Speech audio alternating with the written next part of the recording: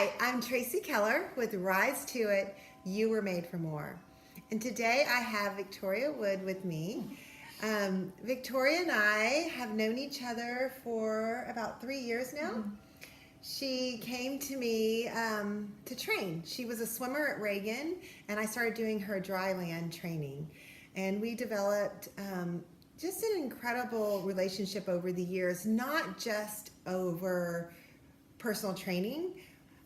We talked a lot about things that were impacting us in our lives. And Victoria got to a place where she was able to walk through some harder things, coming from the swim world where she was working out every single day, eating very nutritiously on top of training with me, to being a regular student, not working out for hours and hours a day. Yeah. And how did that affect you? Tell them a little bit about what you went through. Okay, so when I quit swim, I immediately gained weight because I turned to food and I wasn't working out morning and night, Monday through Friday, and I didn't have swim meets on the weekends. So I wasn't working out at all, so I just gained weight. That was about a year long. And then I started reaching out to Tracy again. I mean, she was still a part of my life and everything, but then we started working out and I started getting back in the gym and trying to eat healthy, but I kept I would eat healthy for a few days and then I would eat unhealthy. It was never consistent. But I finally was able to get to the place where I had a good relationship with food instead of turning to it as an outlet. And as far as working out, it's not as consistent, but I eat really well and I'm happy with my body and I feel comfortable and I love it, and it's definitely a process, but happy where I'm at. Well, I want to talk a little bit about how she got there. The video last week, we talked about the importance of your feelings while you're actually eating. What Victoria and I, this journey that we've been on, is how you feel about yourself and what you think about yourself on a day-to-day basis. Right. And how that will affect how others see you. So tell me a little bit about, that transformation when you were really hard on your body. I mean, I can remember you calling, going, I hate this, I don't like where I'm at. And we started talking about the importance of loving yourself where you are. And one thing that was really interesting that Victoria and I have been talking about is the impact that social media can have on how you feel about your body. You had a lot of wisdom when it came to that. So tell me a little about that. Okay, so social media is just getting bigger and bigger, and especially with my generation, I feel like everyone has it. So on Instagram, everyone posts what they want you to see. And I was telling Tracy the other day, a girl can take 100 selfies and find one that she likes, but maybe doesn't like too much, so she'll edit it to where she loves it. So no, it's crazy, and it's just not reality. So it's hard being I don't know, girl, boy, my age, any age really, just scrolling through social media, seeing people's feed and thinking oh my gosh, she's so pretty, or oh my gosh, look at her legs, or she looks like she has a perfect life, when that couldn't be further from the truth, just because they post what they want you to see. So I think it's important to keep that in mind. And honestly, I'm guilty of it too. If I'm having a bad day, I'm not gonna post on social media having a bad day. I don't want people to know, So I think it's important to realize that with social media. So how did you get to a place where you are now? When did it just become when you look through social media, are you just more aware of? That's huge. Okay. It's just huge to be aware, for sure. Yeah. So I think that helps. Also, what I've watched you step into is more of just a knowledge of who you are. You carry yourself different. You you have a confidence about yourself that's not just based on the scale. Right. So how did you get there? I think it was definitely a process, but okay, so when I swam, I look back on pictures and I would give anything to have that body again. And I remember even when I swam, I told Tracy, I'm I don't like my body. And that's so crazy to me because I don't know what I was thinking, but anyways, I was gonna say. No, that's it.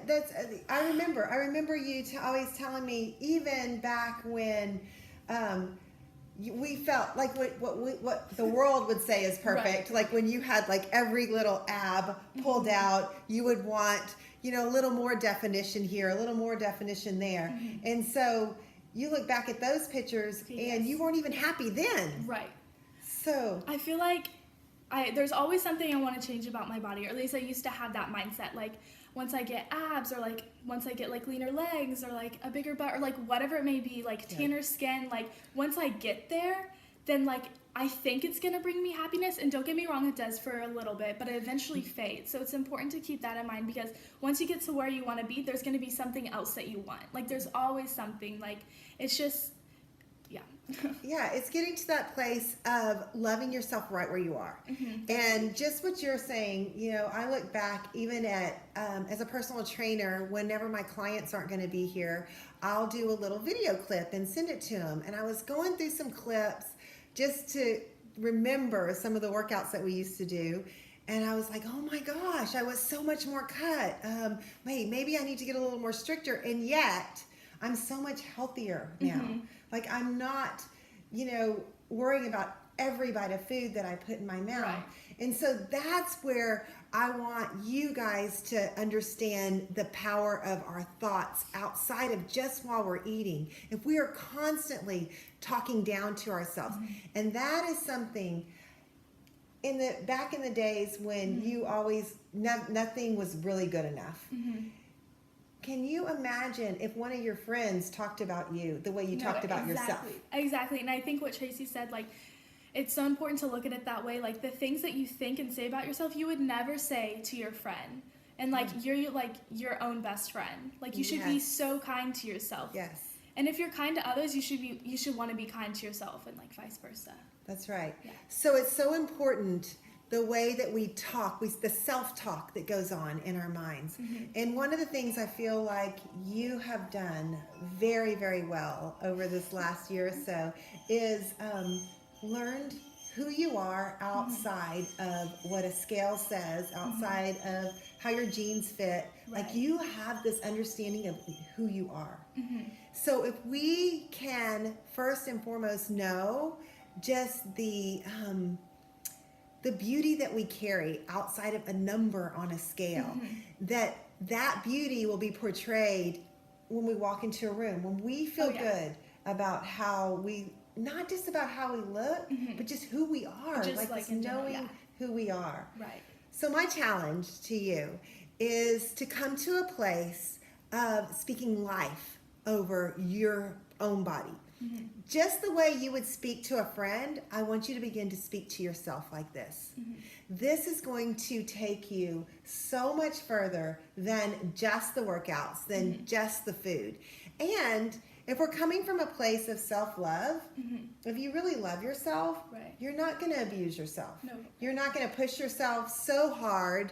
You're not going to starve yourself. You're not going to eat junk all the time either. So there is this place for self-love. And that is where I feel like you have really gotten to this place of loving yourself well. And I've seen it. I've seen just your confidence grow, how you carry yourself. There is such beauty in you, and it's not tied to the scale.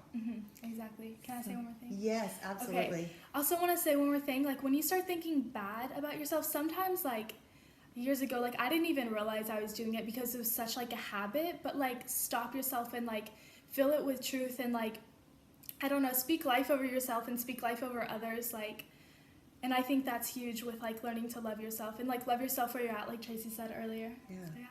Yeah, so that's our challenge to you this week. It's loving yourself where you are and speaking life over yourself and monitoring your thoughts. When that thought comes and it doesn't speak life, if you wouldn't say that thought to your best friend, then don't say it to yourself. And one more thing I just thought of is whenever you, like, the things that you, like, the way you view yourself, other people do not view you that way. Like, you're, like, your biggest critic. Yes. So be aware of that, too. Because you could think, like, I don't know, you need to, like, lose weight in your stomach, but some people would, like, give anything to, like, look just like that. So That's right. it's important to realize That's right. that. Yeah. So that is our challenge, to speak life to yourself and love yourself.